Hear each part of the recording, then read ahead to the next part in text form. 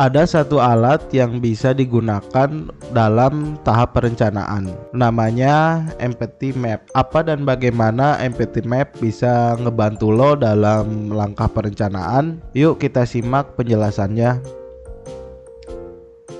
Oke, halo guys, apa kabar? Semoga kalian selalu dalam keadaan baik-baik saja, selalu dalam keadaan yang sehat-sehat selalu. Balik lagi sama gue Yudi Jatnika.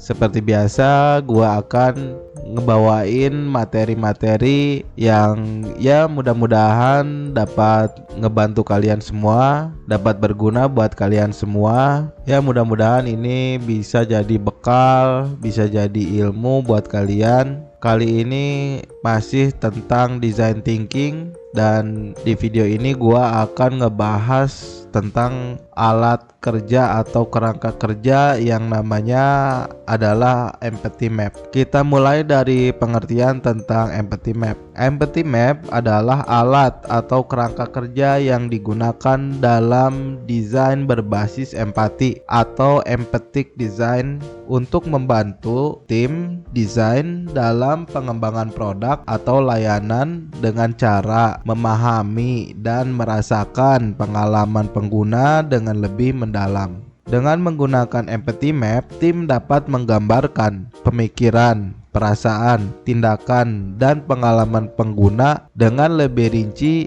dan lebih berempati.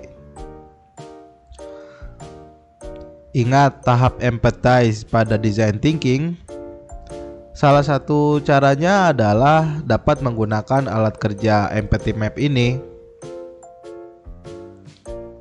Selanjutnya adalah tentang tujuan Empathy Map. Tujuan dari Empathy Map adalah membantu tim desain dan pengembang produk mencapai pemahaman yang lebih detail, terperinci, dan lebih mendalam tentang pengguna mereka.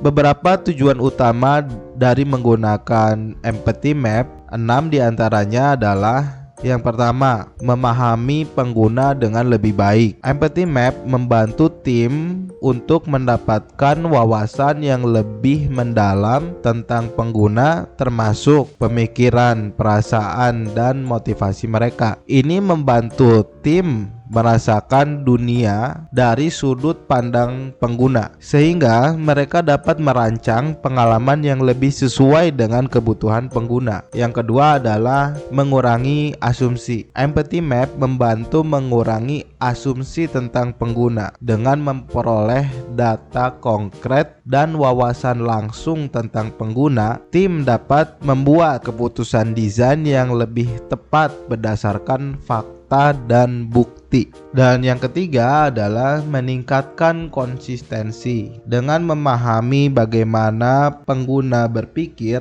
merasakan, dan bertindak, tim dapat menciptakan konsistensi dalam desain produk atau layanan mereka. Ini membantu dalam menciptakan pengalaman pengguna yang lebih konsisten dan koheren. Yang keempat adalah meningkatkan daya saing produk. Dengan pemahaman yang lebih baik tentang pengguna dan keinginan mereka, tim dapat merancang produk atau layanan yang lebih relevan dan memuaskan. Hal ini dapat membantu meningkatkan daya saing produk atau layanan jasa di pasar.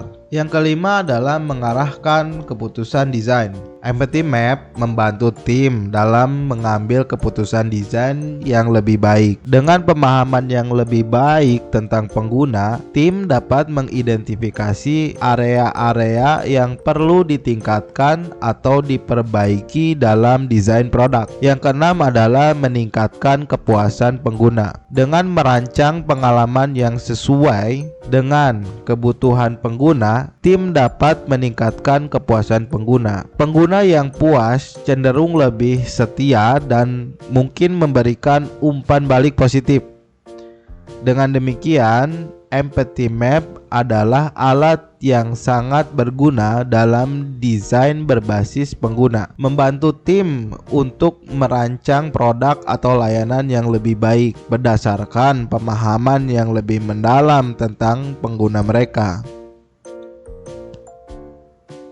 Lalu materi selanjutnya adalah tentang langkah-langkah empathy map. Empathy map biasanya terdiri dari sebuah diagram atau kanvas yang terbagi menjadi beberapa area kunci yang mencakup. Yang pertama adalah what they see, apa yang mereka lihat. Ini mengacu pada hal-hal fisik atau visual yang pengguna lihat saat berinteraksi dengan produk atau layanan, seperti elemen antarmuka pengguna, tata letak, warna, dan elemen grafis. Yang kedua adalah what they hear, apa yang mereka dengar. Ini mencakup informasi tentang apa yang pengguna dengar saat menggunakan produk atau layanan. Misalnya pengguna mendengar suara musik atau suara pemberitahuan dan lain-lain. Yang ketiga adalah what they say, apa yang mereka katakan. Ini mencakup komunikasi verbal dari pengguna seperti komentar, pendapat, dan reaksi terhadap pengalaman mereka. Yang keempat adalah what they do, apa yang mereka lakukan. Ini mencakup tindakan konkret yang diambil oleh pengguna saat berinteraksi dengan produk atau layanan, seperti langkah-langkah dalam aliran kerja atau perjalanan pengguna atau user journey. Yang kelima adalah what they think and feel, apa yang mereka pikirkan dan rasakan. Ini adalah elemen inti dari empathy map. Ini mencakup pemahaman tentang pemikiran, perasaan, keinginan,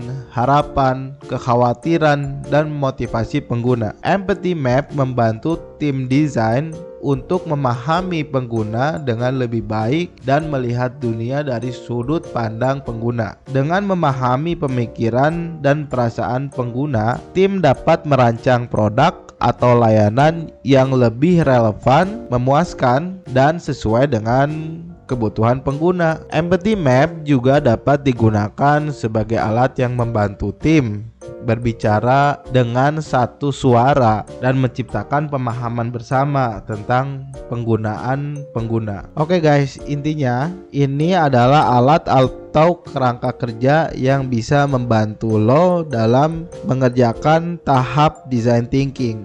Pada video sebelumnya ada 7 video yang udah gua buat tentang design thinking. Itu ada salah satu tahap yang namanya empathize. Tahap empathize itu adalah tahap yang pertama atau tahap awal. Nah, di tahap empathize ini lo bisa pakai alat atau kerangka kerja empathy map ini untuk ngerjain tahapnya. Jadi ini masih ada korelasinya dengan design thinking yang udah gue bahas di video-video gue sebelumnya. Oke guys, mungkin itu aja yang bisa gue sampein pada kesempatan ini. Terima kasih udah nyimak. Gue Yudi Jatnika pamit. Sampai ketemu di video-video gue selanjutnya.